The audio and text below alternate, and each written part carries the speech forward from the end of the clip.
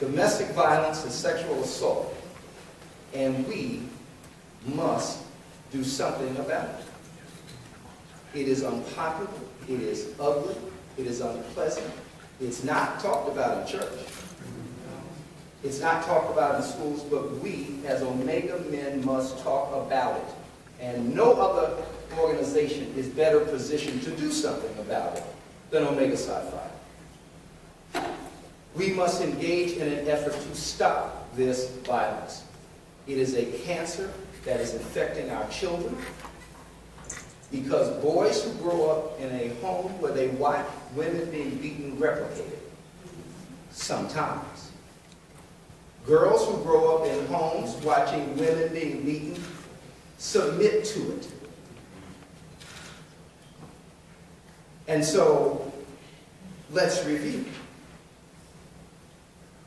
I looked at the Uniform Crime Report for the state of Maryland for 2013. The 2014 figures aren't up. You know, in this very state, there were just report. By the way, only a quarter of the domestic violence incidents are reported. In this state alone, you had 16,817 reports of domestic violence. Wives were reported to be victims 4,761 times. Girlfriends, 7,342 times. And let me tell you how we did it in this state. There were 54 homicides. That's 54, principally women, killed, arising from a domestic squabble, dispute, argument. There were 98 rapes. There were 280 robberies. There were 14 arsons, where somebody just set fire to the house. There were 377 reported incidents of malicious destruction of property, and in 906 instances, families and children were present when this violence took place. Now, what day do you think is the most violent in this state? Sunday. Followed by Saturday. 34% of all domestic violence incidents happen between Saturday and Sunday. And the time is usually between midnight and 2 a.m. And if you look at the age range, 50% of these incidents occur between the ages of 25 and 44. Nobody's actually out of the zone because you have 60 and 70-year-olds killing each other and fighting and beating. I have a judge friend who sits in Middlesex County, that's the New Brunswick area where Rutgers is located. And we were having dinner, and I said, he was sitting at the time in family court. And he said, Peter, this couple came in. And they had to be 67 years old. Both had filed domestic violence complaints against each other. I said, so what did you say? He said, I leaned over the bench and I said, y'all are almost at the finish line.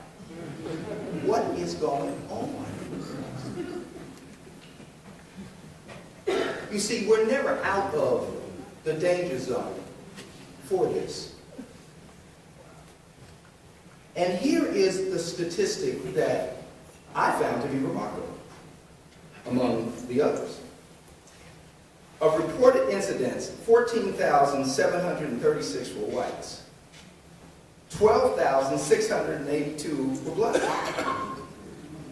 Now, to show you the proportion of that, Maryland has 5.9 million people and only 30% are black.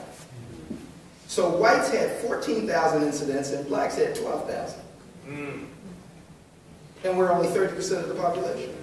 Make it plain. What I'm saying to you is, right here in Prince George's County, you had 2,489 reported incidents of domestic violence. And don't think that the wealthier people over in Montgomery County were exempt either. They had 1,430. And again, only a quarter are reported. What I'm suggesting to you is this. We have got to begin a consistent conversation about two things in our community. One is education. Young people have to finish high school and finish college. I